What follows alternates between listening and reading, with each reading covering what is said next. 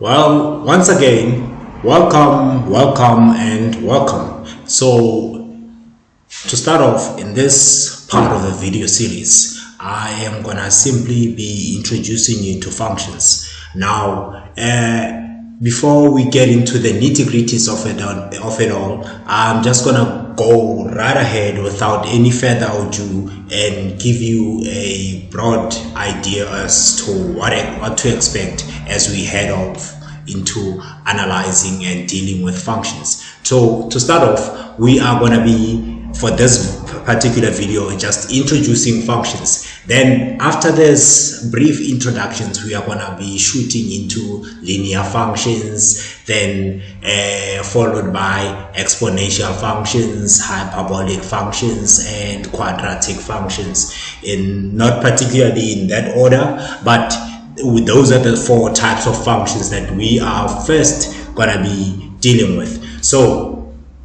without any further ado, it begs the question, what the hell, or Whiskey Tango the Foxtrot, are functions, right?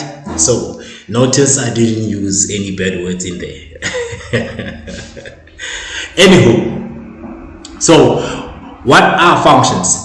Functions are essentially the study of relationships. Now, what relationships are we studying? We are studying the relationship between the x values and the y values. Now, this relationship between these x values and the y values, one variable would be the input and the other variable would be the output. Ergo, our x values are our inputs, our y values are our outputs.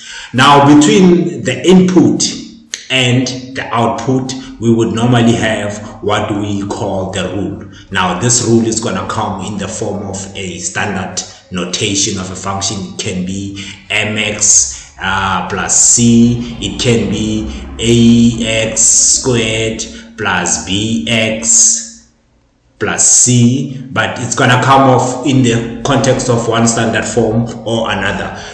Simply put, it's gonna translate into one type of a function or the other type of a function, always ranging within the extremes of the four types of functions we are gonna be dealing with, that I will be going with you through piece by piece. Now, these are the four types of functions that you guys are going to be dealing with for the purposes of grade 10 and grade 11. For the grade 12s, you guys know that you've got also inverse functions and cubic functions, but that's a story for another day.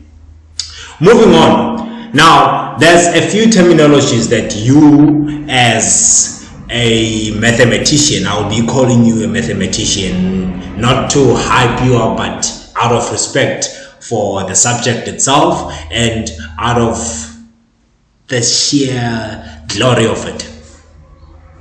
So what terminologies do we need to be familiar with, or what terminologies do we need to remind ourselves of? The domain. When we're talking domain, we are just talking x values.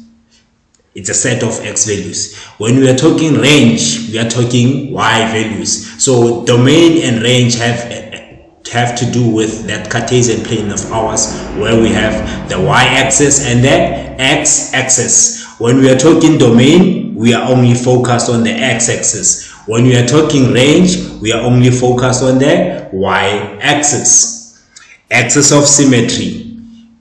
This I will be discussing at a later stage, but it's where the graph forms a mirror image of itself. It's a halfway point of a sort, or a mirror line, a mirror line that maps the axis of symmetry. And then we've got the maximum and minimum. These are essentially turning points of a graph, which then brings us to the concept of a turning point, right? You need to know the mathematical definitions of this, of course, the actual definitions. That's why I'm showing them to you. Most importantly, you need to be able to understand how to identify them and how to use them in relation to solving or approaching questions in your analysis, so to speak. And then we've also got asymptotes. So these terminologies are essentially a listing of what one would call elements to functions. These are our elements to functions, essentially. That's what these are. Not every function we are going to be dealing with has all of these, but you can depend upon it that every function we are going to be dealing with has at least a combination of these and a few other things that I didn't put in here, right? So moving forward, as you may remember, I briefly gave you an insight as to what functions are, and I said to you that functions are nothing but the study of relationship between the x and y values. That's what simply functions are in a nutshell, right? And then between these x and y values, I said there would be a rule. Now this rule can come in the form of one standard form or the other standard form, each standard form denoting the type of function we're going to be dealing with, right? So I'm going to explore a little bit into the story of denoting what relationships are we specifically addressing into the next slide on our left in here, right? So let's look at this slide. We've got our input on the left, we've got our rule in the middle, we've got our y values or our output to the right of this schematic in here, right? So when we observe the relationship between our input and our rule here comes in the form of mx plus c, meaning this is a straight line function where there's x, that's when we substitute the input.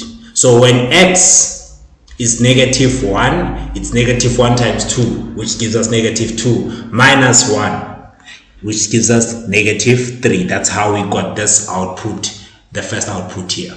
When x, the input, is 0, we input that 0 where there's x. 0 times 2, it's 0. 0 minus 1, it gives us the output of 1. So this spider web, I believe you guys are familiar with. I'm not gonna go into over analyzing everything that's in there. But as simple and as downwooted as that sounds, seeing as some of you may have felt that I'm taking you back to primary school with this synoptic schematic of that illustrates what a function is in its simplicity. That's how simple functions are. If you can understand that simple schematic, you understand what functions are. That's it. Now that's it for the first part of our functions series. Stay tuned for the next part. So thank you very much.